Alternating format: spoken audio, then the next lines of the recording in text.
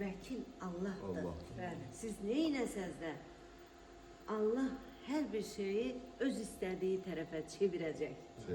Allah'ım Azərbaycan xalqına vəkillik eləsin. Və hakimlik eləsin.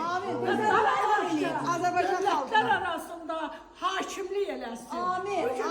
Vəkilimiz də Allah Teala. Siz bir dua Bu okudunuz. dünyamızı həm də o dünyamızı cənnət eyləsin. Amin. Cənnəti nəsib eyləsin. Elə bir cənnətə Siz düşəcəm. bir dua okudunuz. Siz bir dua okudunuz. Sonra da onun tərcüməsini dediniz ki, mən də razıyam. Bəli. Ki, hər şey Allaha məxsusdur. Mal da, mülk də Bəli. Allaha məxsusdur. Hətta aldığımız nəfəs. İnsana məxsus olan nədir? İcazə verin bu yerdə sizə bir sual verin. İnsana məxsus olan nədir? İnsan İnsana məxsus olan. Əməlləri. əməllərinlə hesab verəcək.